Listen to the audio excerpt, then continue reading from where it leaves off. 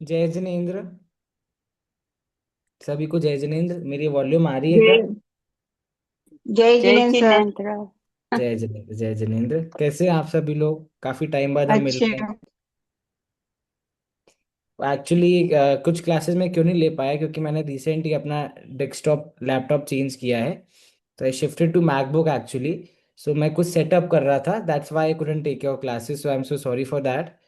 मैं अभी संस्कृत क्लास भी नहीं ले पाया। और अभी भी मैंने इसलिए आप लोगों से पीडीएफ मंगवाई है, क्योंकि मुझे मेरे न्यू वाले डेस्कटॉप पे वो है नहीं अभी भी। So I have to share it to my original account. तो मैं वो बस कर रहा हूँ, लेकिन तब तक मुझे एक चीज़ आपसे पूछना है, क्योंकि हमने काफ़ी सारा अध्ययन करा है और हम पढ़ते जा रहे हैं, बट एक चीज़ जो हम नहीं करा है हमने, दैट इज थोड़ा सा मैं डिस्कस करना चाहता हूँ और आप लोगों से पूछना चाहता हूँ। क्या चेंजेस आपकी लाइफ में, और क्या अप्रोच, जब आप चीज़ों को अप्रोच करते हैं, चीज़ों को देखते हैं, या आपके अंदर में कोई कषाय भाव होता है, या anything what ever thing happens in your life, तो थोड़ा बहुत जो आपने समय सार पढ़ा है, वो पढ़ने के बाद क्या आपको खुद को ऐसा लगता है कि हाँ, ये एक चीज समय सार पढ़ने के पहले मेरे जीवन में ऐसी थी, और ये एक चीज मुझे पता है, मैं ये नहीं बोल रहा हूँ कि आपके परिणाम एकदम शुद्ध हो गए होंगे या ऐसा कुछ हुआ नहीं होगा, नहीं, अभी क्लिक होता है कि ये गलत है, ये करने लायक नहीं है। है ना? तो इस और बात पे थोड़ा सा मैं आप सभी से पर्सनली, सभी लोग थोड़ा थोड़ा बस बोलने, ज्यादा नहीं, तो हम पहले मंगलाचरण कर लेते हैं, फिर इस पे थोड़ा डिस्कशन करेंगे, और फिर हम क्लास को चालू करेंगे। ठीक है, समय सार का मंगलाचरण करते हैं। वन्दितु सव्वसिद्धे ध्रुवमचलमणोऽवमं गतिं पते वोच्चामि समयपाहुड मिडमोऽसुधकेवली भड़िदम्। चलिए, हम चालू करते हैं संध्या जी से। आप बताइए संध्या जी, आपके जीवन में क्या थोड़ा बहुत कुछ चेंजेस आया समय हाँ, सार पढ़ने आया के बाद? बताइए। आया। थोड़ा जब भी कुछ भी क्लिक होता है, जैसे कुछ भी क्रोध परिणाम आए, राग परिणाम आए, या कषाय के जो भी, या जैसे मंदिर भी गए, पूजा कर रहे, तो ऐसा होता है कि ये जो भी सब भाव हो रहे हैं, इनका करने वाला मैं नहीं हूँ, इनका सिर्फ मैं जानने वाला हूँ, मैं ओके। गायक हूँ। हाँ, तो मतलब आप कषाय भाव तो लेकिन अभी भी होते होंगे, तो आपको नहीं, ऐसा कसाय नहीं? भाव होते हैं उस समय, ये मैं नहीं हूँ, ये हाँ, मेरे नहीं और मैं इनका नहीं। ठीक तो है। उससे थोड़ी सी एक शांति सी, जो एकदम बहुत ज्यादा आकुलता थी, तो उससे थोड़ा सा फर्क कम पड़ा हो है। गया, हाँ, फर्क पड़ा है। तो आप निषेध मतलब बुद्धि। श्रेय समय सार को दे सकते हैं कि भाई समय सार के हाँ। कारण से आपके जीवन में ये हुआ हम्म। है ना? ठीक है, बहुत अच्छा है। मीना जी, आप बताइए थोड़ा सा, क्या लगता है आपको? मुझे तो बहुत हेल्प थी, बिकॉज पहला मैं दूसरों पे डालती कि इसने इसके लिए मुझे परेशानी होती है। लेकिन अब मैं मानती हूँ कि मेरा कर्म जो मैंने किया है वो उदय में आता है। तो कुछ दूसरे को ब्लेम करना अच्छी बात नहीं है। तो इसलिए मैं शांत हो जाती हूँ और जानती हूँ कि मैं ज्ञाता हूँ, और ये आया है, वो भी चले जाएगा, संवर हो जाएगा। एक्सीलेंट, एक्सीलेंट, वो बहुत सुंदर ये पॉइंट है आपका।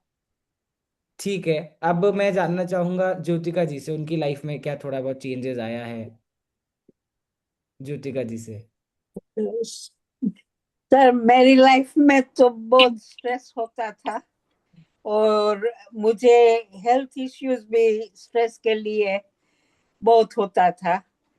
अब जब ये पढ़ता हूँ तो कोई भी कुछ कहे, एक कान में सांभर के दूसरे कान से निकाल देती हूँ और मन में बहुत नहीं लेती हूँ। तो स्ट्रेस को आना भी नहीं चाहिए। तो एक्सीलेंट। मन मन में थोड़ी सी शांति भी रखती हूँ कि जो होता है वो होगा और चले जाएगा। तो मतलब समय सार पढ़ने से थोड़ा बहुत आप लोगों के जीवन में ग्राउंड लेवल पे ही सही पर हेल्प हो रही है ना, जो पहले जीवन में नहीं। ठीक है। आशीष जी, आपके कुछ पॉइंट्स। मुझे पता है आप पहले भी स्वाध्याय करते थे, अभी भी कोई नई बात नहीं है, फिर भी हम हमें, क्योंकि हम पढ़ते जाते हैं लेकिन हम कभी रियलाइज नहीं करते चेंजेस को, कि तो वो मैं आपसे बस जानना चाहता हूँ। भैया जी अभी ना आवाज मेरे मोबाइल में बहुत स्लो आ रही है, तो मेरे को सुनाई नहीं दे पा रहा आप क्या कह रहे मैं हो। बस इतना आपसे जानना चाहता हूँ, स्वाध्याय तो आप काफी समय से कर ही रहे हैं और समय सार का भी आपने किया ही है, तो क्या आपको लगता है कि हमारे जीवन में कोई स्वाध्याय करने से अंतर आता है, कोई फर्क पड़ता है?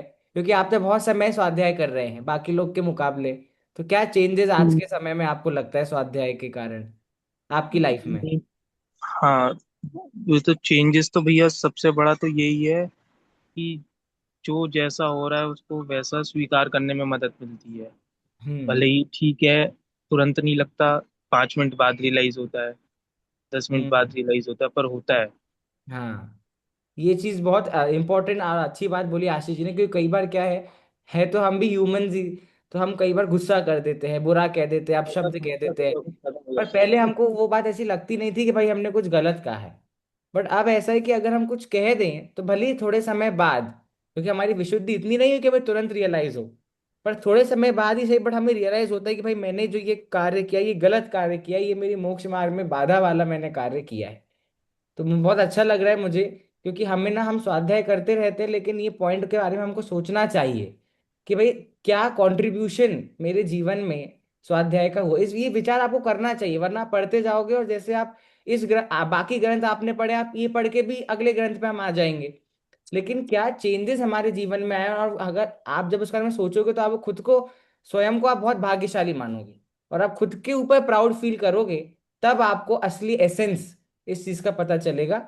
हाँ अनु जी, आपके बारे में जानते हैं, आप भी स्वाध्याय करते हैं अलग अलग विषय का, हाँ, आपके मैंने भी जीवन। 5 साल का परिमार्जन किया, खत्म किया। और उसके बाद फिर मैंने नेचुरोपैथी का फर्स्ट ईयर खत्म कर लिया। अभी आपके साथ संस्कृत का एग्जाम दिया। मुझे मैं बहुत बीमार पड़ी थी जब मैं परिमार्जन कर रही थी, और 2 वीक तक हॉस्पिटल में थी। और मेरे एग्जाम से उसके बाद तो मैं वो अपनी क्लासेस सुना करती थी उस पे, फोन पे। तो वो समय सार का, ज्यादातर समय सार का एग्जाम होना था, तो मेरे को दर्द का पता नहीं चला उसकी वजह से। हम्म। मेरा मूड हमेशा अच्छा रहता था। तो और लोगों को पता नहीं चलता था कि मैं क्या करी, क्योंकि मैं अपने फोन से सुनती थी। और मेरी नई हेयरिंग एड आई थी उसी समय। तो मुझे हम्म। ऐसा लगा कि पहली बार मुझे ठीक से सुनाई दे रहा है, ये समय हम्म। साथ सुनने की वजह से। हाँ तो हाँ, मेरी तो जिंदगी बदल गई इससे जो मुझे। बोला ना अनु जी ने कि उनको पहली बार ऐसा लगा कुछ सुन के कि भाई मेरे परिणामों में शांति आई है, उन्होंने कहा मेरा मूड अच्छा रहने लगा, मुझे अच्छा लगने लगा। तो वो ऐसे ही चेंजेस आता है लाइफ में, कुछ ना कुछ एक ऐसा निमित्त बनता है, जो निमित्त क्या है, टर्निंग पॉइंट जिसको हम बोलते हैं। और आप लोग के जीवन में भी हो सकता है, किसी के जीवन में आ गया हो, किसी के जीवन में आना बाकी हो, पर वो आएगा इसी माध्यम से, इस जिन धर्म के माध्यम से ही सबके जीवन में वो टर्निंग पॉइंट आएगा। ठीक है, बहुत अच्छा लगा मुझे सबका सुन के।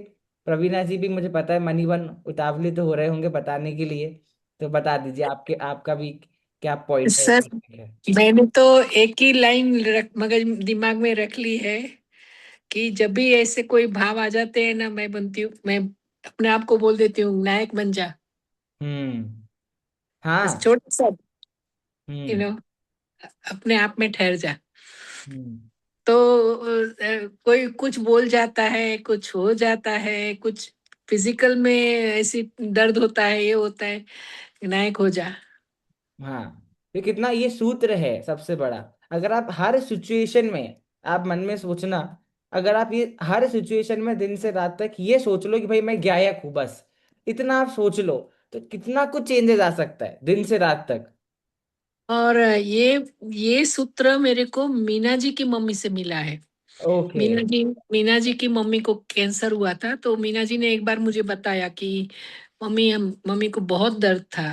उनकी मम्मी को तो उन्होंने बोला कि भाई शरीर को दर्द नहीं है ये, यू नो हम्म।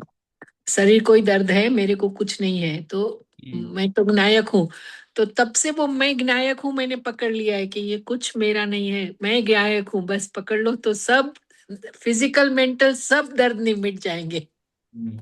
ऐसे ही एक मैं भी आपको बताता हूँ इंसिडेंट, मेरी लाइफ का तो नहीं है, बट आप बड़ी मम्मी को अगर आप जानते हैं, जो बड़े दादा हैं, पंडित रतन चंद जी भारेल साहब, उनके जो धर्म पत्नी है जिनको हम बड़ी मम्मी कहते हैं, जितने भी हम स्मारक में पढ़ते हैं, तो वो हमें छेड़ाला पढ़ाती हैं।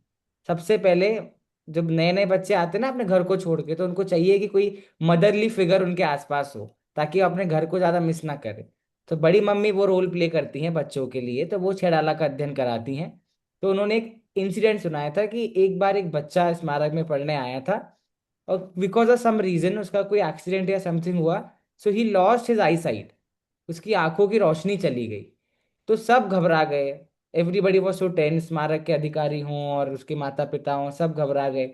जब मम्मी उससे मिलने गई, उस बच्चे से मम्मी मिलने गई, तो उस बच्चे ने इतना, और वो बच्चा नया नया आया था, उसने ज्यादा कुछ सीखा नहीं था, वो नया नया आया था। और मम्मी हमेशा हमारे सामने कम से कम उन्होंने 5 से 10 बार ये एग्जाम्पल दिया है कि वो बच्चे से जब उन्होंने पूछा कि तुम कैसे अपनी लाइफ जियोगे आगे, कैसे अपनी लाइफ कंटिन्यू करोगे, तो कैसे, मतलब क्या है, क्योंकि आंखें नहीं है तो आंखों के बिना कैसे काम करोगे। तो उस बच्चे ने इतना अच्छा आंसर दिया कि मेरी ज्ञान चक्षु को कुछ नहीं हुआ है मम्मी, मेरी तो शरीर रूपी चक्षु गई है, पर मेरी ज्ञान चक्षु को तो कुछ भी नहीं हुआ है। और मानो मेरे पास वो चक्षु होती लेकिन मेरे पास ज्ञान नहीं होता, तो वो चक्षु किसी काम की नहीं होती।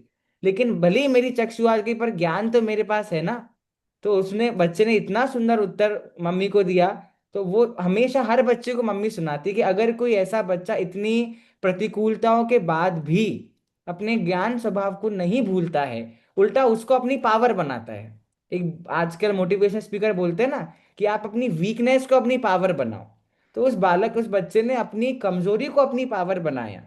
तो हम जो कहते हैं कि मेरे जीवन में ऐसा होता है, मैं ऐसा करना चाहता हूँ पर ऐसा होता है, क्यों ना हम उस प्रॉब्लम्स को हमारा पावर बना ले, जैसे उस बच्चे ने बनाया। तो हमारी तो इतनी अनुकूलता है, हमें सब खाने पीने को है, हमारे ऊपर एक छत है, हमारे परिवार में सब अनुकूलता है, सब संयोग हमको मिल गए हैं। सो अब हमारा एक ही काम बचा है। और स्पेशली आप लोगों को देख के तो मुझे कई बार जेलिसी होती है, मैं सच बताता हूँ क्यों। क्योंकि मेरे पास इतना कुछ है, मुझे प्रोजेक्ट्स बनाने हैं, मुझे मेरे पेपर के लिए पढ़ना है, मुझे 2 2 3 दिन पढ़ाई करनी है, मुझे ये क्लास लेना है, आई हैव लॉट ऑफ, मुझे करियर की प्रॉब्लम है, मुझे आगे क्या क्या करना है, I have a long way to think. तो मैं अपने धर्म को इतना समय नहीं दे पा रहा हूँ। जिस चीज को मैंने मेरे 5 साल दिए, अचानक से वो मेरे 3 महीने से वो कम हो गया है, क्योंकि मुझे दिखता है ना मेरी रूटीन में कि मैं जहाँ दिन रात धर्मों का अध्ययन करता था, आत्मा की बात करता था, अब वो मैं हफ्ते में 1 या 2 बार वो चीज कर पा रहा हूँ। सो मुझे लगता है कि आप लोग तो कितने भाग्यशाली हैं कि आपके पास, आप लोग सब सेटल हैं। And now only one work you have to do, कि आपको सिर्फ अपने आप को पहचानना है। जब हम दुनिया के काम करने में इतनी मेहनत लगा सकते हैं, एंड टच वुड कि आप लोग तो ऐसे स्टेज पे लाइफ के पहुंच गए हो कि अब आपको ज्यादा हाथ पैर मारने की जरूरत है नहीं। आप जिस जगह पे हो, आपको सिर्फ अपने आप को ही पहचानना है। आशीष जी भी देखिए वो काम करते हैं, मैं समझ जाता हूँ उनका बिजनेस और वो सब जितना भी करते हैं, बट स्टिल उनका ज्ञान देख के मतलब वो जुड़े हुए हैं। सो अनुकूलता है, प्रतिकूलता है, ऐसा कुछ नहीं होता है। We don't know what will happen the next moment, इतना तो हम जैन ही समझते हैं। तो let's live in the moment. और उसी को सीखने के लिए, समझने के लिए हमने समय सार का अध्ययन किया है। मुझे ऐसे ही विचार आया कि आपने 4 4 अध्याय कर लिए हैं, आसान बात नहीं है समय सार के इतने अध्याय पूरे कर लेना। पर क्या अंदर में आपके वो बात गई है, या आपकी लाइफ वैसी की वैसी है, वरना कोई मतलब नहीं है। तो मुझे वो जानना था, and I am so happy आप सबके आंसर्स के, आप सबकी थिंकिंग को जान करके। चलिए, इतनी अच्छी बात हुई है। मुझे समय सार, पहली बार समय सार से ज्यादा रस आप किसी चीज में आ रहा है, वो है आप लोग के अनुभव सुन के। तो बहुत अच्छा लगा मुझे सुन के। और इस बात को कंटिन्यू रखना है हमको, ठीक है, इसको छोड़ना नहीं है। कुछ ना कुछ रीजन से बस हमको हमेशा स्वाध्याय करते रहना है। आप लोग के सामने स्क्रीन आ गई होगी, है ना? I hope so, I think so. Sir, चलिए, हाँ बोलिए। आप जयपुर गए थे, छोटी मम्मी कैसी हैं? मम्मी अभी ठीक है, उनकी तबीयत थोड़ी सी अच्छा। नाजुक है। वो, वॉकेबल? नहीं अभी ज्यादा वॉक तो वो नहीं करती हैं, बाहर दिखती भी अच्छा नहीं है, बट अच्छा। स्टेबल है, लेकिन अभी इतनी हाँ, सही नहीं है राइट नाउ। तबीयत। ओके। हाँ, बट इनको देखते हैं आप। क्या हुआ है सर इनको? Thank you sir. नहीं, उनका मम्मी की गिर गई थी। हाँ, मम्मी की तबीयत थोड़ी सी अभी बिगड़ गई थी बीच में, जब अपना इंदौर में प्रशिक्षण शिविर हुआ था उसी वक्त की बात है ना? तो वो she is not able to walk properly now, तो थोड़ा सा अच्छा। She is on bed rest right now. But hmm. हम सब बच्चों का उनके ऊपर प्यार है, और जब माँ की तो शक्ति होती है बच्चे, तो nothing is going to happen. ठीक है। अब हम्म। थोड़ा सा मुझे आप रिमाइंड करा दीजिए कौन सा कलश हमने किया था लास्ट में? 128। 128 हमने कर लिया था। But sir, you हाँ, haven't told us about your experience. My experience मैं बताता ही रहता हूँ पूरी, मैं तो बोलता ही हूँ हमेशा। मेरे तो आप सभी फैमिली मेंबर जैसे हैं, मैं कभी स्टूडेंट्स के रूप में आपको देखता ही नहीं हूँ। तो मुझे हमेशा आपसे माता समान और आशीष जी से बड़े भाई के समान मुझे वाइब आती है। मुझे कभी स्टूडेंट मैंने आपको देखा ही नहीं है। तो मुझे तो जब भी आपकी ज़रूरत है, और जो अभी तो मैं लाइफ में ज़्यादा कुछ किया नहीं है, पर जब भी आगे जाऊंगा तो हमेशा मैं आपको याद करता रहूंगा बीच बीच में, क्योंकि मुझे आपकी ज़रूरत ज़रूर पड़ेगी। और मुझे पता है आप लोग मना नहीं करेंगे। सो बस साथ हमारा बना रहे। मैंने सबसे बड़ी बात तो आपको मैं कह ही चुका हूँ, और कि मेरे धर्म में, मेरे आत्मा की पहचान में आप लोग निमित्त बन रहे हैं। तो किसी जीव को अपने स्वभाव के निकट जाने में हम निमित्त बने, उससे ज्यादा उत्कृष्ट बात इस पंचम काल में क्या हो सकती है। मतलब जो कार्य समय सार किसी के लिए करता है, आचार्य कुंद कुंद किसी के लिए करते हैं, 24 तीर्थंकर किसी के लिए करते हैं, वह कार्य आप लोग मेरे लिए कर रहे हैं। क्योंकि अगर मेरी ये कक्षा नहीं होती तो शायद मैं उतना समय भी अपने धर्म को नहीं दे पाता। तो आप मेरे धर्म कल्याण में निमित्त बने रहें हमेशा, बस यही चीज मैं रिटर्न में आपसे चाहता हूँ। और जितना थोड़ा बहुत मुझे आता है और आप लोग से बातचीत करके सीख जाते हैं हम, बस वही है। पर You are सबसे ज्यादा very प्राउड good. तो सर ये है कि आप हमें सिखा रहे हैं, हमें आपका हमें सिखा रहे सानिध्य हैं, मिल रहा हाँ। है। नहीं, ऐसा हम सभी को ये बहुत एक दूसरे का मोस्ट सानिध्य मिल रहा है। ऐसा कुछ भी नहीं है, आप सबका मुझे प्रेम मिल रहा है, वात्सल्य मिल रहा है। सम्यक दर्शन के 8 अंग होते हैं ना, हमने पढ़े हैं साथ में। बस चल रही है गाड़ी, और बस ये गाड़ी मोक्ष में जाके रुकनी चाहिए, बस यही भावना सर है। बराबर। हमें तो ये अच्छा लगता है कि हम बच्चे बन जाते हैं आपके। नहीं, पर मैं बस 1 घंटे के लिए आप बच्चे बन जाओ, लेकिन वैसे मैं आप लोग का बच्चा हूँ। तो मुझे हमेशा आप प्यार देते रहना, और तो कुछ नहीं। मैं भूल गया, सॉरी, कौन सा कलश था हमारा। 125।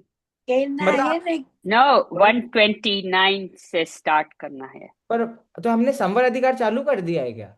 हाँ, अच्छा, ओके। मैं बहुत टेंस but टाइम we से but we क्लास can नहीं। repeat it, no problem. नहीं नहीं नहीं, मुझे ऐसे याद नहीं था, क्योंकि काफी टाइम से क्लास नहीं हुई, दैट्स वाई। तो तो अच्छा मुझे आपने तो रिमाइंड किया। 125 ही याद है, पता नहीं। मैं चेक करके एक बार बता देता हूँ। I have the recordings on my channel. किसी और को भी याद है तो वो भी बता सकते हैं कि हमने कौन से कलश पे छोड़ा था। मैं 1 सेकंड में बता देता हूँ। हाँ सर, 128 हो गया। है ना? हम्म। 128 नहीं हुआ था, आई थिंक 123 हुआ था। वही No, मैं कह one रहा हूँ। चलिए। वी हैव one कंप्लीटेड 123, तो हमें 124 से कंटिन्यू करना है actually. That's what I am saying, क्योंकि हमने समय अभी संवर अधिकार चालू नहीं किया है। ठीक है। अच्छा। हाँ, तो कोई हमने। बात नहीं, हाँ हाँ रिवीजन हो जाएगा। हाँ। हाँ हाँ, पर तो मैंने 125 से ना? हम लोग अभी 125। हमारा। नहीं नहीं, हम 124 कलश लेंगे आज। 124, ठीक, ओके। हाँ। um,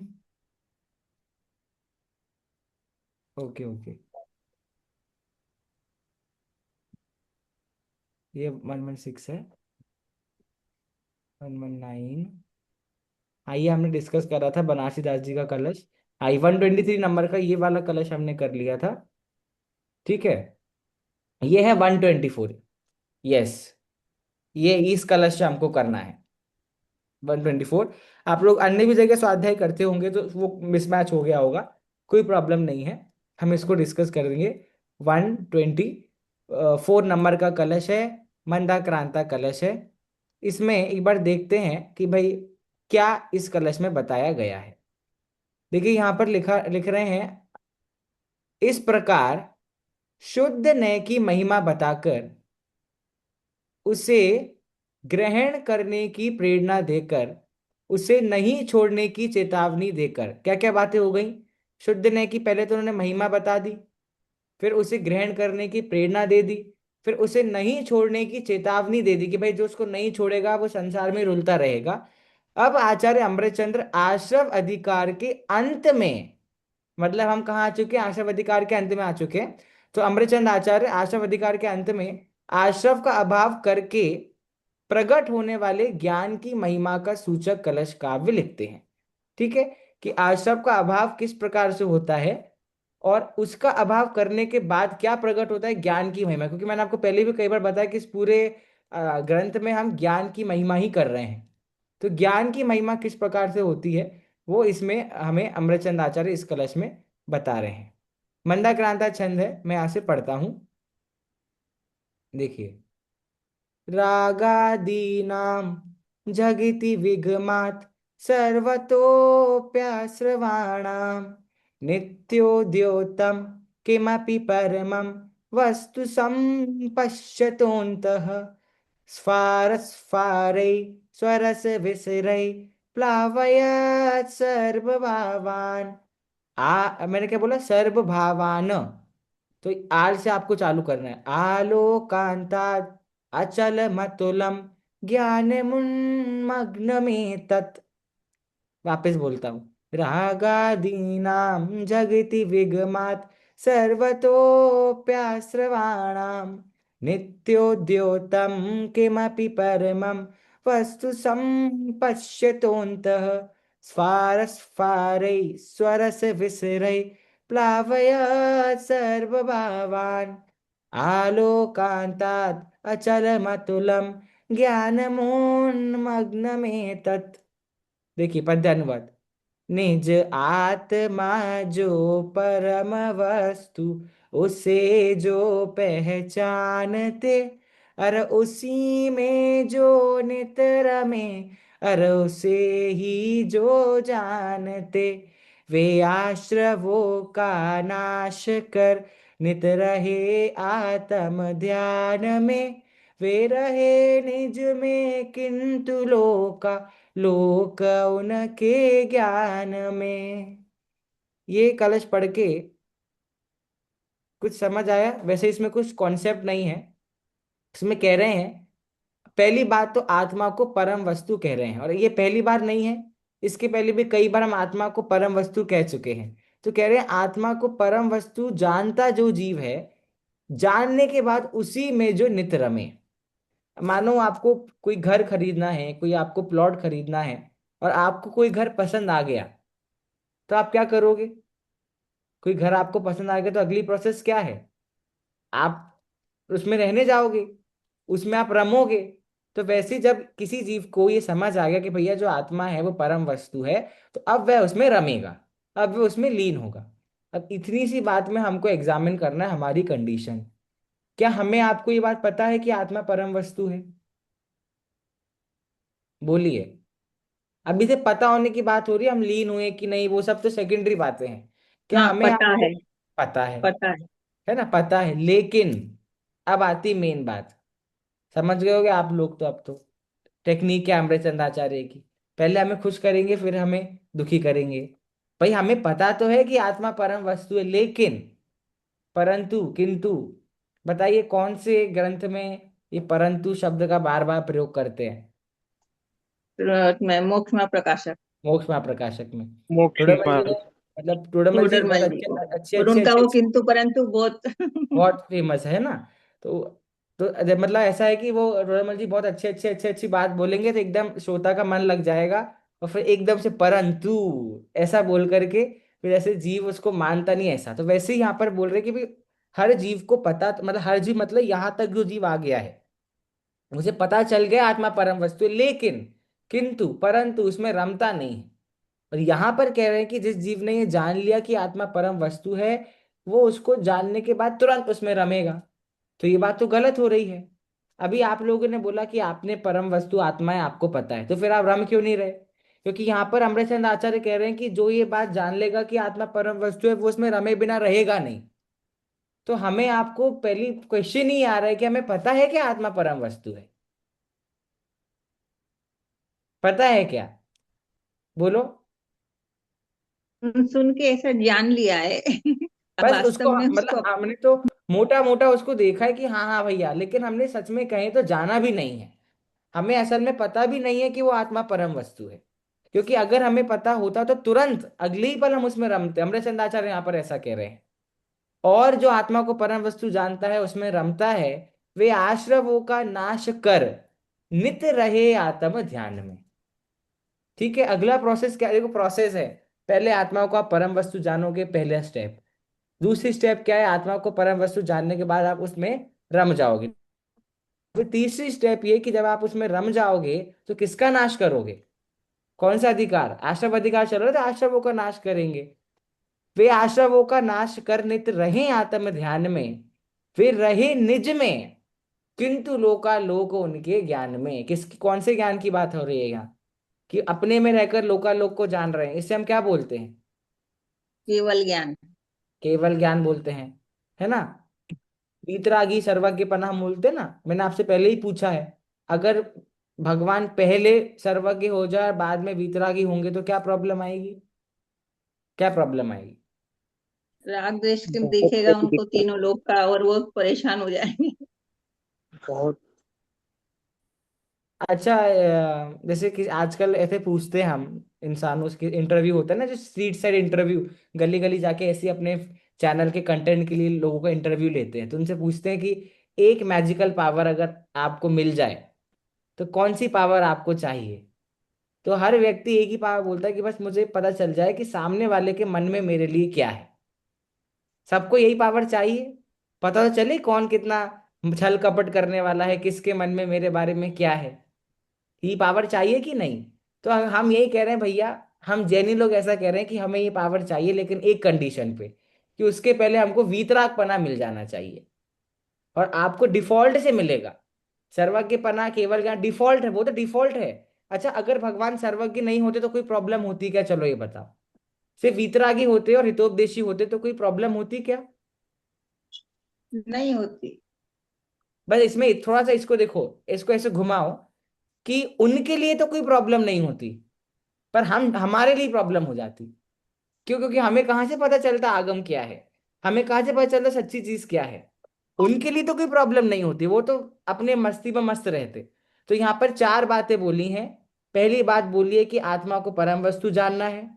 दूसरी बात, आत्मा को परम वस्तु जानने के बाद उसमें रमना है। तीसरी बात, आत्मा में रमने के बाद किसका नाश करना है? आश्रव का नाश करना है। और ये तीनों प्रोसेस जो कर लेता है वह जीव केवल ज्ञानी बन जाता है। मतलब अपनी आत्मा में रमे रहते हुए वो संपूर्ण जगत को जान लेता है। इसी हम संस्कृत से देख लेते हैं। रागादीनाम जगति विगमात सर्वतोप्याश्रवाणाम।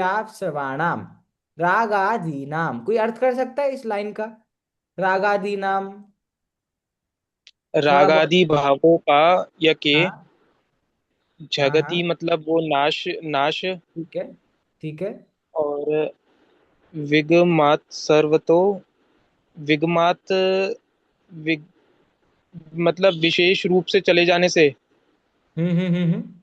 सर्वतः हाँ, अपि सर्वतः अपि आश्रवाणाम। आश्रवाणाम। मतलब इन्होंने ना इस राग को जोड़ा है आश्रव से, क्योंकि आश्रम मतलब कर्मों का आना, मतलब राग का आना। हाँ, तो कह रहे राग का बिल्कुल। जब नाश हो जाता है, मतलब कैसे राग का विगत, मतलब संपूर्ण राग का नाश होने का मतलब होता है सर्वतः अपि आश्रवाण। अपि मतलब भी। तो राग का नाश होने का मतलब होता है आश्रवों का भी नाश हो गया। संपूर्ण राग का नाश होने का मतलब यह भी है, अपि शब्द ने यह भी है कि सर्वतः अपि आश्रवाणाम, सारे के सारे आश्रव का भी नाश हो गया है। अगली पंक्ति बता सकते हैं आशीष जी? नित्यो नित्योद नि, नित्योतम किमपि परम वस्तु मतलब नित्य उदित होने वाली किम अपि हम्म। परम परमम वस्तु जो सबसे उत्कृष्ट श्रेष्ठ वस्तु है। ये हम्म। सम, संशयो संपश्यन्तो अपि। सम संपश्यो हाँ संपश्यतः अंतः। हाँ, संपश्यन्तः मतलब संपश्यतः मतलब भली प्रकार से देखता हुआ। ठीक है ठीक है। हाँ हाँ, और अंतः मतलब अंत हो गया है। ठीक है। देखिए इसमें जो ये इन्होंने दिया ना ट्रांसलेशन, ये पंक्ति बाय पंक्ति ट्रांसलेशन नहीं है। मतलब हिंदी की पहली पंक्ति वो संस्कृत की पहली पंक्ति का अर्थ नहीं है, मिला के दिया है। तो नित्य उद्यतम की बात होगी, जो नित्य उदित रहता है ऐसी चीज क्या होती है? किसकी बात अपनी है? आत्म ज्ञान, है ना। क्योंकि जो हमेशा प्रकाशित ज्ञान, आत्मा भी ठीक है, तो वो सदा प्रकाशित होने वाला जो ज्ञान है, वो किमापि परम वस्तु, वह एक प्रकार से परम वस्तु है। वह ज्ञान कैसी है? परमम वस्तु। किमपि प्रकारे नित्य, वो कैसे भी हो, लेकिन जो वो ज्ञान वस्तु हमेशा ज्ञान रूपी वस्तु हमेशा प्रकाशित रहती है, इसलिए वो परम वस्तु है। और संपंचतोन्तः, इसका क्या अर्थ बताया था आपने आशीष जी? भली प्रकार से देखता हुआ, हाँ, जानता हुआ मतलब। तो इसमें आप ऐसा समझो कि वह ज्ञान जो होता है भली प्रकार से जानता है। वह ज्ञान परम वस्तु क्यों है? तो वह ज्ञान परम वस्तु इसलिए है क्योंकि भली प्रकार से वो क्या है, जान रहा है। किसको जान रहा है? तो अब यहाँ पे आप दिमाग लगा लो, जो यहाँ पे आएगा लोकांताद, लोक को जान रहा है। सीधे आखिरी पंक्ति पे आ जाओ, भली प्रकार से किसको जान रहा है? तो अलोकांताद अचलम अतुलम। अलोका मतलब लोकालोक, लोकालोक को वह ज्ञान जान रहा है। और कैसा जान रहा है? अचल, अतुल। अतुल शब्द का अर्थ पता है क्या होता है? जिसकी तुलना नहीं हो सके। तुलना नहीं हो सकती। तो उस ज्ञान की तुलना नहीं हो सकती। जगत में केवल ज्ञान के समान और कोई ज्ञान नहीं है। तो हम केवल ज्ञान की तुलना ही नहीं कर सकते। केवल ज्ञान की तुलना क्यों नहीं कर सकते? क्योंकि केवल ज्ञान जिस प्रकार से दुनिया भर को, लोकालोक को जानता है, तो भी उसमें अपनापन नहीं करता, ऐसा अतुल्य ज्ञान वह केवल ज्ञान है। तो एक अतुल विशेषण उसको दिया, एक अचल विशेषण दिया है। अचल विशेषण कैसे काम करेगा केवल ज्ञान के लिए? केवल ज्ञान अचल कैसे है? क्योंकि वो चलित नहीं होता है, तो उसमें एक ही समय में तीनों काल की पर्याय दिखती है। ठीक है, और कोई अर्थ ले सकते हैं क्या इसमें अचल में? मतलब वो स्थिर रह के, मतलब ऐसा चलायमान नहीं है, इसलिए उसको देखो, हम ऐसा भी कहते हैं चलायमान, मतलब जो एक जगह नहीं टिकती, कहीं कभी जाती है, कहीं वो होता है। तो हम ऐसा कह सकते हैं कि वो हाँ। केवल ज्ञान कभी कम ज्यादा नहीं होता, हाँ, है स्थिर ना? रहता है। तो केवल ज्ञान हमेशा एक सा रहेगा। तो अचल विशेषण केवल ज्ञान को जस्टिफाई कर रहा है कि वो केवल ज्ञान हमेशा एक सा रहेगा। और वह ज्ञान शब्द है, ज्ञान मुन मग्न एतत्। और वह जीव जो आत्मा को परम वस्तु जान लेता है, वह जीव उस ज्ञान में ही मुग्न, मग्न, मग्नम एतत्, एतत् मतलब इस ज्ञान में वह जीव मग्न रहता है। अब बच गई तीसरी पंक्ति। ये तीसरी पंक्ति का कोई अर्थ कर सकता है क्या? स्वर स्वर स्वर स्वार स्वारे, स्वर से विसरई, प्लावयत सर्व भावा।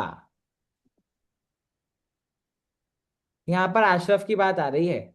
स्वार स्वारई, स्वर से सर विसरई। इसका ही हाँ, मीनिंग बताइए, स्पारस पर ही। देखिए, स्फारस स्फारे मतलब, आपने स्फुरायमान शब्द सुना है? स्फुरायमान क्या होता है? स्फुरायमान शब्द का अर्थ प्रकट होना। प्रकट होना।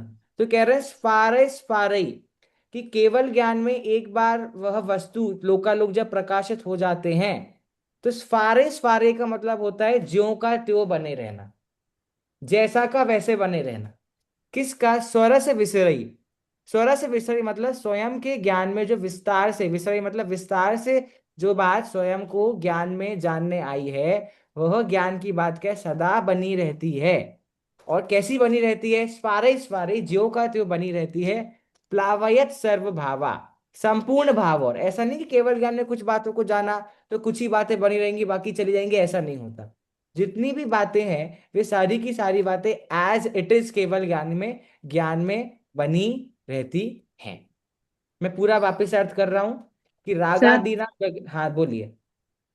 प्रगट और प्रगट, दो में अंतर क्या है? हाँ ठीक है, अच्छा प्रश्न है। एक है प्रगट, ठीक है, जिसमें हम ग वाला लगाते हैं, ठीक है, ये वाला ग, राइट? जब ठीक अपने है, कुछ स्वयं में से अंदर से प्रकट हो तो उसमें ग वाला प्रकट आता है। ओके। और क वाला कहाँ आएगा फिर? जो सामान्य कोई प्रकट हो, जैसे। हाँ, जैसे हमने कथा कहानी में सुना है कि कोई एकदम प्रकट हो गया वहां पर, ठीक है, तो वो होता है प्रकट होना, आ जाना एकदम से, वो ये वाला है क वाला, ठीक है। और प्रकट का संबंध अपने आप से होता है कि भाई मेरे अंदर ज्ञान स्वभाव प्रकट हुआ, मेरे अंदर ज्ञान ज्योति प्रकट हुई। तो जब कुछ चीज मुझसे रिलेटेड होती है, वो ग वाला प्रकट है। और जब कोई चीज, वो जो कथा कहानी में आता है ना कि कोई प्रकट हो गया कहीं पर, अचानक से जादू से प्रकट हो गया, वो क वाला है। हालांकि आजकल साहित्य में क्या है, सब मटिया मैल कर दिया है, ग वाले की जगह क वाला, क वाले की जगह ग वाला कई बार आपको दिख जाता है, लेकिन कई जगह सही भी है। तो जब आपके सामने ऐसा आए ना, तो आपको डिफरेंशिएट करना आना चाहिए। अच्छा प्रश्न अच्छा है, शायद। सर, हाँ ये केवल ज्ञान प्रकट होता है ना? कौन सा वाला आएगा? गा। ग वाला, क्योंकि स्वभाव की बात है ना, मेरे स्वभाव की बात है इसलिए। तो 124 नंबर के कलश में मूल बात इतनी है कि राग का नाश होना मतलब आशव का नाश होना, आप जानो। आशव का नाश होने के बाद क्या, जो हमेशा उदित होने वाला केवल ज्ञान प्रकट होता है। जो केवल ज्ञान क्या है, सदा लोकालोक को जानता है। लेकिन लोकालोक को उसने जैसा जाना वो ज्यों का त्यों वैसा ही हमेशा जानता रहता है, क्योंकि केवल ज्ञान अतुल है और अचल है। ये दो विषय हमने इसके बारे में पढ़े हैं। बस इतनी सी बात 124 नंबर के कलश में आई है। इसका हिंदी अर्थ और पढ़ लेते हैं तो और क्लियर हो जाएगा। हाँ, कहाँ पे हैं ज्योतिका जी? चलिए आ जाइए मैदान में। सदा ही उदित परमात्मा वस्तु को अंतरंग में देखने वाले पुरुष को राग आदि आश्रव भावों का शीघ्र ही सर्व प्रकार से नाश होने से सर्व लोकालोक को जानने वाला अनंत अनंत विस्तार को प्राप्त ज्ञान सदा अचल रहता है। प्रकट होने के बाद ज्यों का त्यों बना रहता है, चलायमान नहीं होता। उसके समान अन्य कोई न होने से वह ज्ञान अतुल कहा जाता है। ठीक है, तो ये अतुल और अचल जो विषय हमने समझे थे वही वही है। आप देखो, इस अधिकार को समाप्त करते हुए अमृतचंद आचार्य क्या पंक्ति लिखते हैं? इति आश्रव निष्क्रांत। इसका क्या अर्थ हुआ? इस प्रकार आश्रव रंग भूमि से बाहर निकल गया। आपको पता है पूरा नाटक चल रहा है, अलग अलग कैरेक्टर आ रहे हैं, कभी जीव अजीव आ रहा है, कभी पुण्य पाप आ रहा है, कर्ता कम। तभी आश्रव भाई साहब आए थे, तो सामने वाली ऑडियंस समझदार हो गई कि नहीं भैया, आश्रव भी मेरा स्वरूप नहीं है। तो अब उनका धंधा नहीं चल रहा है, तो वो भी स्टेज छोड़कर चले गए। इस प्रकार आचार्य कुंद कुंद कृत समय सार के आचार्य अमृतचंद्र कृत आत्मख्याति नामक संस्कृत टीका में आश्रव का प्ररूपक चौथा अंग समाप्त हुआ। तो जीवाजीव अधिकार, सॉरी पहले पूर्व रंग, उसी का हिस्सा है इलैबोरेटेड एक्सटेंडेड जीवाजीव अधिकार, फिर कर्ता कर्म अधिकार, पुण्य पाप अधिकार और आश्रव अधिकार। ठीक है, ये अधिकार हमारे पूर्ण हुए हैं। अब मतलब अभी तक थोड़ा सा नेगेटिव एंगल आप कह सकते हो कि भाई कर्ता कर्म थोड़ा सा नेगेटिव है, पुण्य पाप थोड़ा सा नेगेटिव है, आश्रव थोड़ा सा नेगेटिव है। लेकिन अब आ जाते हैं हम पॉजिटिव तरफ पे। नेगेटिव मतलब वो दोष है, लेकिन अब हम पढ़ेंगे गुणों के बारे में, जिसमें सबसे पहला गुण जो आ रहा है वो है संवर। संवर गुण है क्या? पहले ये पता होना चाहिए, संवर गुण है क्या? हाँ जी, आश्रव को खत्म करता है तो संबर गुण प्रकट होता है ना। ठीक है। अच्छा, तो फिर हम संवर को ही क्यों नहीं प्राप्त, हम कभी ये क्यों नहीं बोलते हमें संवर की प्राप्ति करनी है? हम तो मोक्ष मोक्ष लगे नहीं, रहते हैं। क्योंकि संबर एक देश से पूर्ण नहीं हुआ ना, पूर्णता को तो प्राप्त करना है ना। मतलब हम इसको ऐसे कह सकते हैं कि रिलेटिवली अच्छा है, आश्रव के मुकाबले ये अच्छा है, पुण्य पाप कर्ता कर्म के मुकाबले अच्छा है, क्योंकि ये वो सीढ़ी है जो सीढ़ी हमको पहुंचाएगा ऊपर तक। भाई सीधा जंप मारेंगे धड़ाम से गिर सकते हैं, आराम आराम से एक एक सीढ़ी चढ़ेंगे तो ऊपर जाएंगे। तो अब तक जो सीढ़ियां थी वो पुण्य पुण्य पाप हमको नीचे गिरा रहा था, कर्ता कर्म हमको नीचे गिरा रहा था, आश्रम हमको नीचे गिरा रहा था। लेकिन अब हम चैन की सांस ले सकते हैं। क्यों ले सकते हैं? क्योंकि अब एंट्री मारी है किसने? संवर ने। और संवर थोड़ा सा हमारा दोस्त है, हमें हेल्प करेगा। तो हम संवर अधिकार को चालू कर रहे हैं। अथ प्रविशंति संवरः। क्या लिखा है? अब संवर नामक पात्र प्रवेश करता है। ठीक है, थोड़ा देख लेते हैं, रिवीजन हो जाएगा आपका। देखिए, ग्रंथाजी राज समय सार में सर्वप्रथम जीवाजीव अधिकार में दृष्टि के विषयभूत त्रिकाली ध्रुव निज भगवान आत्मा को वर्णादि व रागादि भावों से भिन्न बताकर उनसे एकत्व ममत्व छुड़ाया गया है। मैंने आपको बताया था चार प्रकार की बुद्धियां होती हैं। चार बुद्धियां कौन कौन सी होती है बताइए? एकत्व कर, बुद्धि, कर हाँ, कर्तृत्व, लाइन से एकत्व, लाइन से। एकत्व। एकत्व, एकत्व के ममत्व, बाद कर्तृत्व ममत्व, और भोक्तृत्व। भोक्तृत्व। तो ये जीवाजीव अधिकार और उसके जज्बात कर्ता कर्म अधिकार। तो पहले की जो जो बुद्धियां एकत्व और ममत्व, इन दोनों बुद्धियों का नाश कराता है जीवाजीव अधिकार। ठीक है, और उसके बाद कर्ता कर्म अधिकार में उन्हीं वर्णादि और रागादि भावों कर्तृत्व और भोक्तृत्व से इनकार किया गया है। तो कर्ता कर्म अधिकार कर्तापना और भोक्तापना इनसे हमारी बुद्धि हटाता है, और जीवा जीव अधिकार एकतपना ममतपने से हमारी बुद्धि हटाता है। हमने 29 प्रकार के भाव पढ़े थे, जी। वर्णादि रागादि। अब तो क्या हम्म। याद है, अब तो उस बात को बरसों हो गए, अब थोड़ी याद है याद। फिर। रात गई बात गई। याद भले ही ना हो पर ख्याल में बस होना चाहिए, याद से कोई मतलब भी नहीं है। ऐसे ही एक बार जैसे आज आपने पढ़ा एकदम, तो क्लास खत्म होने के बाद 5 मिनट में देख लेना एक बार 29 प्रकार के भाव, तो रिवीजन हो जाएगा। ठीक है, ऐसे जुड़े रहोगे ग्रंथ से, बड़ा ग्रंथ है ना, आगे पार्ट पीछे पार्ट नहीं होना चाहिए। मुश्किल से हमने पढ़ा है, कभी याद ना आए तो फटाफट से चैनल पे जाकर के पुरानी क्लास देख लेना, क्योंकि ये एसेंस है कि 29 प्रकार के भाव ये सब बार बार सुनने नहीं मिलते, समय सार के कोर सब्जेक्ट्स है। तो वो चीज ठीक है।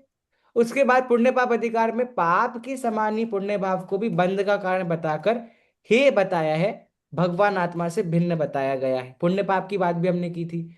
उसके बाद आश्रव अधिकार में भी उसी बात को आगे बढ़ाते हुए पाप और पुण्य दोनों ही भाव आश्रव हैं।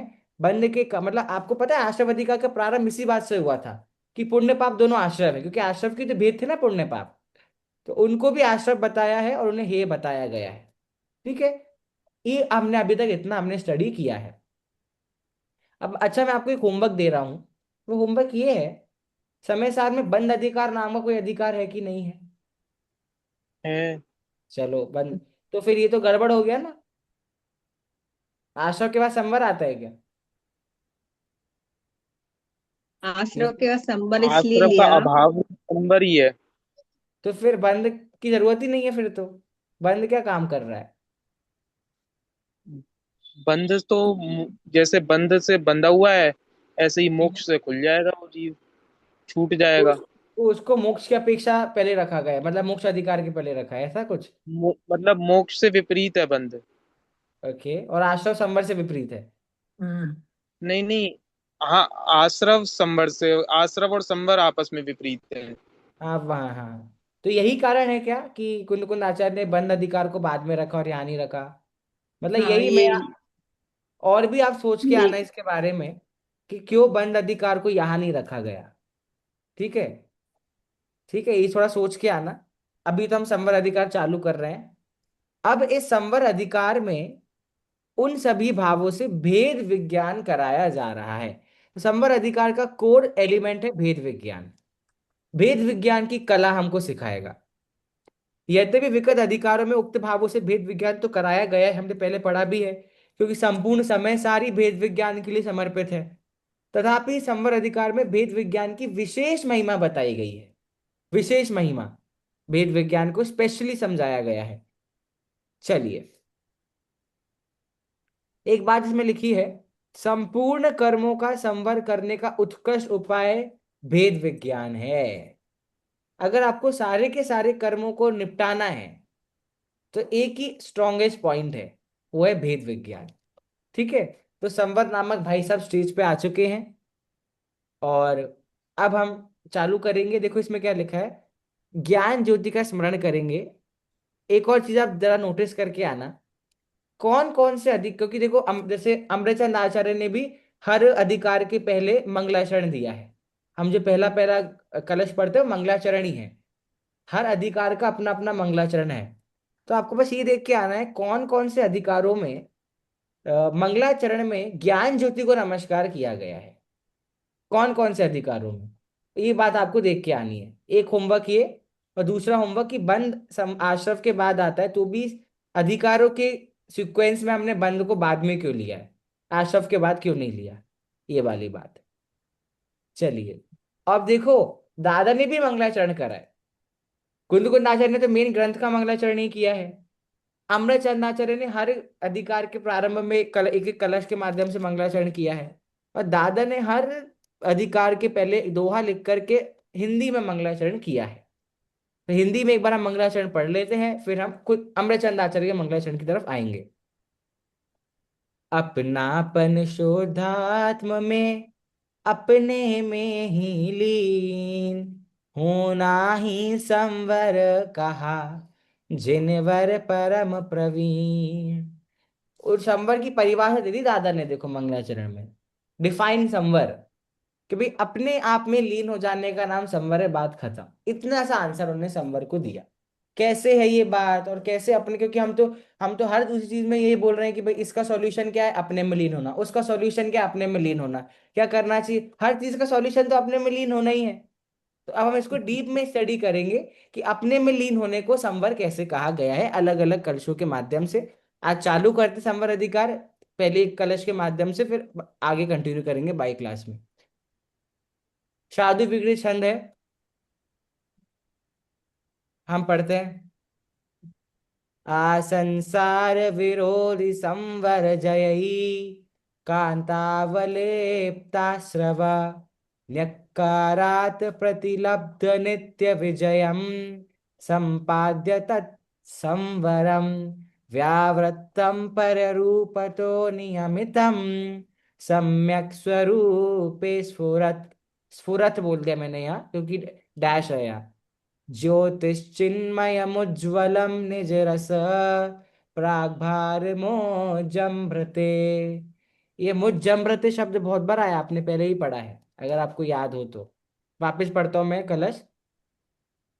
संसार विरोधि संवर जयी, कांतावलेप्ताश्रव, न्यक्करात् प्रतिलब्ध नित्य विजयम, संपादयत् संवरम, व्यावृत्तं पररूपतो नियमितं, सम्यक् स्वरूपे स्फुरत्, ज्योतिश्चिन्मयमुज्ज्वलं निजरस, प्राग्भारमोजमृते। ये वैयावृत्ति मत पढ़ना कोई, ये व्यावृत्तम ही है, ठीक है। तो इसका पदानुवाद देखते हैं।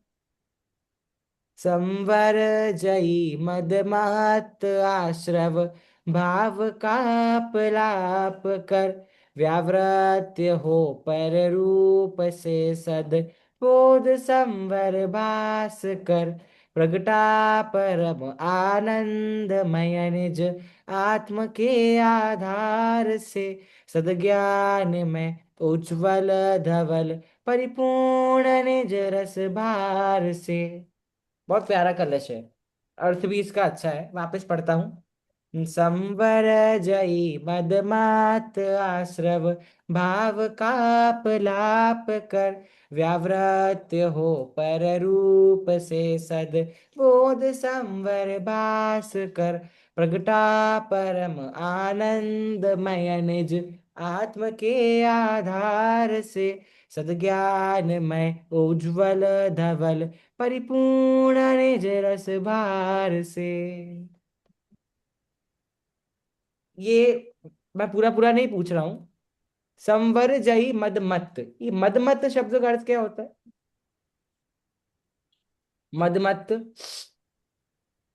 अपने में ही एक, मस्त रहना। आपने, हाँ, आज आपको पता है आज कौन सा दिन है? आज के दिन को कहा जाता है वर्ल्ड एलिफेंट डे, ठीक है। आज के दिन अच्छा, को ऐसे कहा अमावस्या। जाता है। तो मैंने एलिफेंट अमावस्या की बात, मैंने यहाँ पे हाथी की बात क्यों करी आज? वर्ल्ड क्यों? एलिफेंट डे हाथी शाम को क्या है? मधुमत्त रहता है ना, मधमत्त हाँ, आराम से जीवता है। हाथी के लिए हम ये विशेषण का प्रयोग करते हैं, मदमत्त हाथी के समान। कोई होता है ना बिल्कुल ही लेजी आदमी, और पड़ा हो दिन भर बिस्तर पे पड़ा है, तो उसको क्या बोलते हैं? बिल्कुल हाथी की तरह पसरा हुआ है। तो उन्होंने संवर को मदमत्त क्यों बोला है? ये बात समझ नहीं आई। संवर क्या मस्त मौला आदमी है क्या? क्या मतलब हुआ संवर मई मदमत्त? तो अगर आप ध्यान दो, संवर मई नहीं लिखा है, नहीं, संवर जई। जयी। जई लिखा है। आश्रवों को जीत कर इसलिए वो अब मदमस्त हो गया है। हाँ, ये जई वर्ड बहुत इंपॉर्टेंट है। अब इसको हम पढ़ सकते हैं मई। तो अगर आप मई पढ़ो तो समझ नहीं आएगा भाई आस्तव क्या संवर से भरा हुआ होता है? तो वो बात नहीं है। संवर जई मद मत आश्रव भाव का। तो इतना तोड़ो, सिंपल करो, आश्रव भाव का अपलाप कर, इस पंक्ति का क्या मतलब हुआ? आश्रव भाव का अपलाप कर, इसका क्या मतलब हुआ? कि आश्रव भावों का नाश करके। अपलाप शब्द को आपको एक और मैं बताता हूं। हम कहते हैं ना उलांगना। उलांगना, उलांगना का मतलब भी अपलाप होता है। एक अर्थ अपलाप का ये भी होता है कि भाई किसी से हमारा वाद विवाद चल रहा हो, तो कोई हमारी बात को बीच में काट दे, तो उसको भी अपलाप करना कहते हैं, कि तुम व्यर्थ में अपलाप कर रहे हो, व्यर्थ में बकवास कर रहे हो। तो कह रहे हैं मतलब नेगेटिव सेंस में ही जाता है। तो कह रहे हैं आशव भावों का जिसने अपलाप कर दिया है, ऐसा मस्त मौला संवर है, ऐसा मजे में है संवर। भाई किसी का कोई ड्रीम हो, किसी का कोई गोल हो, और उसका वो सपना पूरा हो जाए तो वो मजे में रहेगा कि नहीं। तो संवर का तो एक ही काम है, ऐसा आशीष जी ने बोला था ना कि आश्रव और संवर विरोधी हैं, उल्टे विपरीत है, विरोधी तो नहीं, विपरीत विपरीत है। तो विपरीत वाले पक्ष को हरा दिया, संवर ने आश्रव को हरा दिया, तो कैसा हो जाएगा वो, मदमस्त है, मस्त है। आगे देखो, व्यावृत्त हूं पर रूप से, ये व्यावृत्त शब्द का क्या अर्थ होता है?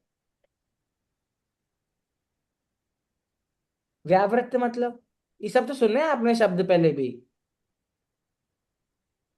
दूर होना। है उसमें से उसके गुण जो होते हैं। हम्म, किसी और को सम्यक कुछ, सम्यक दर्शन के जो गुण होते हैं। नहीं नहीं, उसमें से ना उसमें तो ये थोड़ी ना आता है, इसमें तो व्यावृत्त। अलग अलग चीज है, ये थोड़ी ना आता है व्यावृत्य। व्यावृत्य हो पर रूप से वृत्य सद। मीन्स इसका ऑपोजिट होगा, वृत्य मीन्स उसमें जाना और व्यावृत उससे अलग हो जाना, ऐसा होगा। ठीक है, देखो सेंस में तो उसी में जाएगा। देखो इसमें बहुत अच्छा शब्द मैं इसलिए हिंदी अर्थ में देख रहा था, इसमें दिया है तिरस्कार। तिरस। समझ रहे हो? अपलाप कर तुमने दिया है जीत कर, और व्यावृत्त कर दे तिरस्कार। व्यावृत्त मतलब उससे रहित हो गए। व्यावृत्ति, न्याय का शब्द है व्यावृत्ति। एक तो होता है वृत्ति, वृत्ति मतलब पना, और व्या उपसर्ग लगना मतलब उससे रहित हो जाना। तो पर रूप से व्यावृत्त हो, संवर क्या है, पर रूपों से रहित हो गया है, उनसे रहित हो गया है। और पर रूपों से रहित हो गया है तो कैसा हो गया है, ज्ञानी हो गया है। कहते हैं ना, संगति का बहुत बड़ा असर होता है, आप अपने बच्चों को बोलते होगे भाई संगत हम्म। अच्छी होनी चाहिए। तो अभी तक ये जीव की संगत आश्रफ से थी, तो उसको सही बुद्धि नहीं आ पा रही थी, तो कह रहे अच्छी बुद्धि करने के लिए सही लोगों के साथ रहो। तो अब इस जीव ने संवर के साथ रहना चालू कर दिया, तो इसकी बुद्धि हो गई सद्बोध। सद्बोध मतलब समझदार हो गया आदमी, अभी ये जीव समझदार हो गया है, तो इसको अच्छी बुद्धि आ गई है, क्योंकि ये पर भावों से दूर हट गया है और इसको संवर भा गया है। संवर के बारे में इसने पहचान कर ली है।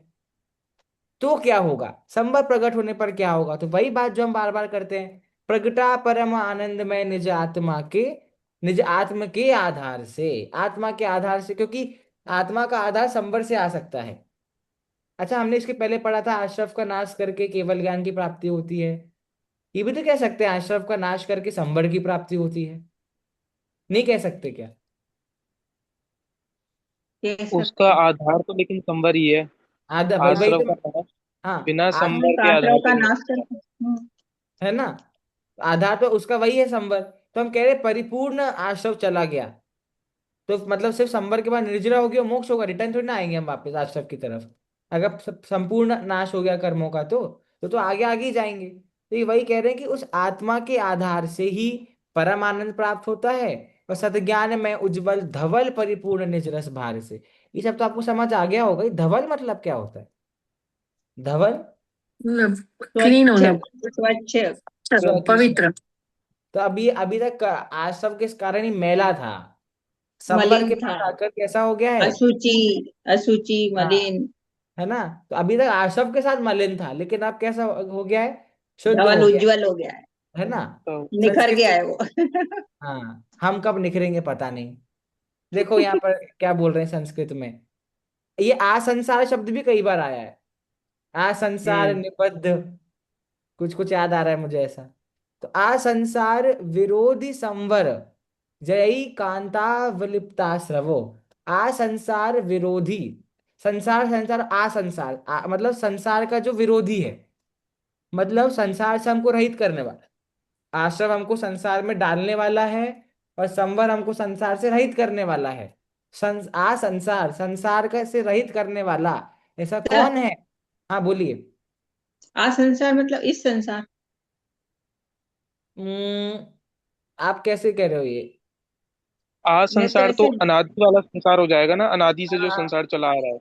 हो जाएगा हो आंग जाएगा। उपसर्ग, आंग उपसर्ग हाँ लगा हुआ है इसमें। हाँ हाँ हाँ, जो इस संसार, शायद संदेश जैसे इमेजिन लॉजिक लगा रही होंगी कि मतलब ये लग रहा है, पर ऐसा नहीं होता है। संस्कृत है ना, तो अनादि वाला मतलब संसार बेसिकली। संसार का वाले। विरोधी संसार का कौन ये है? संवर, है ना। आश्रम संसार में डालता है, संवर संसार से रहित करता है। तो संवर जो संसार का विरोधी, वो क्या कर रहा है, जयी, उसने जीत लिया है किसको, आश्रव को, है ना। उस संवर ने आश्रव को जीत लिया है। और न्याकरात प्रतिलब्ध नित्य विजयम। ये कोई समझ सकता है ये पंक्ति क्या है? दूसरी पंक्ति यकारात। हिंदी भी दिखा दो। यकारात मतलब क्या होता है? इसका अर्थ हो गया व्यावृत्त करना, नकारना। ठीक अच्छा, है, नकारना। नकारता है किसको, नकारता है किसको, व्यावृत्त करता है। ये देखो प्रतिलब्ध शब्द आश्रव भी को। आश्रव को प्रतिलब्ध करता है, पर रूप को, पर वस्तुओं को प्रतिलब्ध करता है। और पर रूप, पर वस्तु पर इसने कैसी, इसने नित्यम विजयम, विजय प्राप्त कर ली है। जो हम कहते हैं ना इंद्रिय विजय हो जाना, इंद्रियों को जीत लेना, वैसे ही संवर ने क्या कर लिया है, पर वस्तुओं को जीत लिया है। पर वस्तुओं पर जीत प्राप्त, ये लिखा ना संपादयत संवरम, संवर ने संपादन किया है, संवर ने ही क्या किया है, पर वस्तुओं को जीत लिया है। अब आया व्यावृत्त शब्द, तो यहाँ पर नकारना शब्द लोगे, और यहाँ व्यावृत्तम पर रूपतो नियमितम। नियमितम मतलब हमेशा के लिए, हमेशा के लिए पर रूपों का व्यावृत्त कर दिया है संवर ने। और सम्यक स्वरूपों स्फुरत, स्फुरत मतलब प्रकट हो गया है। क्या प्रकट हो गया है? सम्यक स्वरूप प्रकट हो गया है। एक बार संवर हो जाता है तो आपको सम्यक स्वरूप प्रकट, अच्छा मेरा क्वेश्चन ये है, एक बार संवर हो जाता है तो सम्यक स्वरूप प्रकट हो जाता है क्या?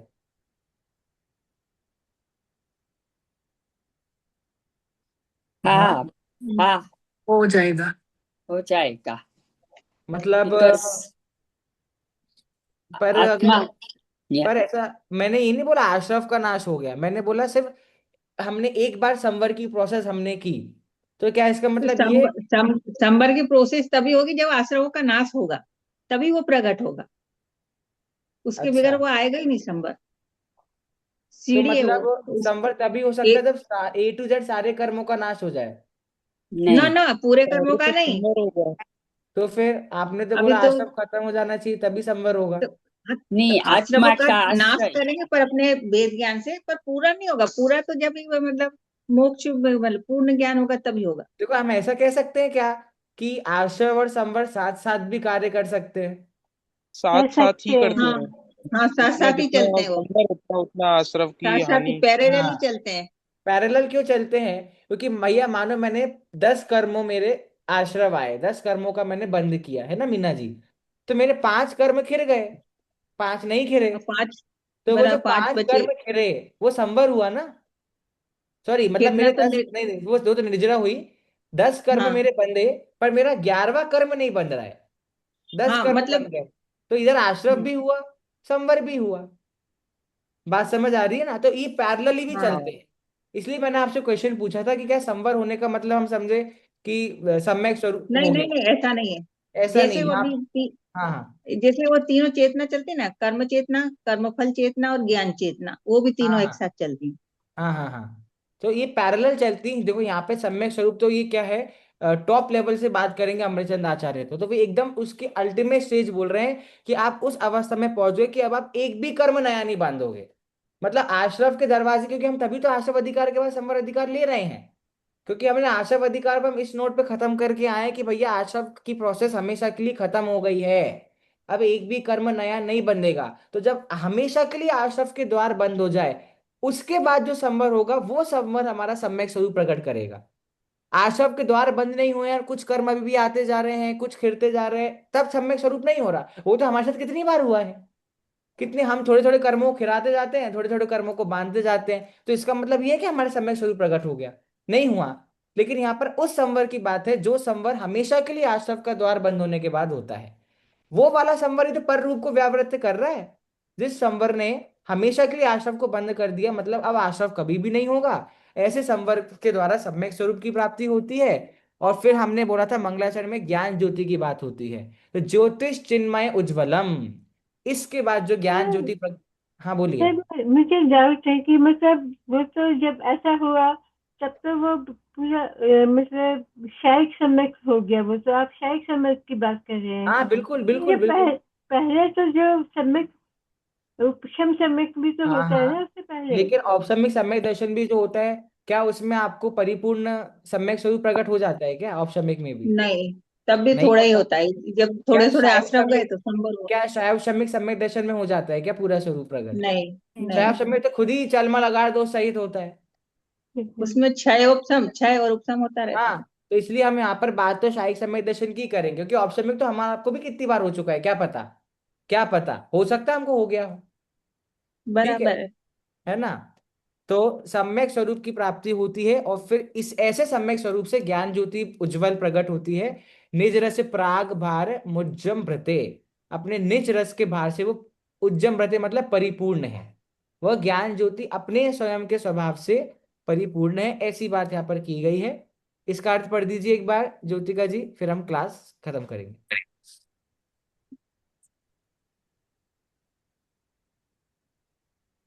अनादि संसार, अनादि संसार से अपने विरोधी संवर को जीतने जीतने से अत्यंत मदोन्मत्त आश्रव भाव का तिरस्कार कर नित्य विजय प्राप्त करने वाले संवर को उत्पन्न करती हुई ज्ञान ज्योति स्फुरायमान हो रही है। नीच रस के भार से भरती वह चिन्मय उज्जवल ज्ञान ज्योति पर भावों से भिन्न अपने सम्यक स्वरूप में निश्चलता से प्रसारित हो रही है, स्फुरायमान हो रही है। ठीक है। अब अभी तक हमने भेद विज्ञान की कोई बात नहीं करी है, तो भेद विज्ञान की बात अब आगे जाकर के 126 नंबर के कलश से हम चालू करेंगे। ठीक है, किसी को कुछ पूछना तो नहीं है? थोड़ा समय आज ज़्यादा हो गया, चलिए अच्छा लगा, लेकिन आज अच्छा संवादाधिकार तक हम लोग आ गए हैं। इसको हम कंटिन्यू करेंगे, भेद विज्ञान की कला अब हम सीखेंगे अगले क्लास से। मिलेंगे हम सब सैटरडे को। सभी को जय निज जिनेन्द्र। निज निज में जय बसाई बसाई यह अनंत अनंत अनंत उपकार है, उपकार है। उसके इसके लिए जिन वाणी वाणी मातो हो वंदना वंदना शत सत बार है। है। वंदना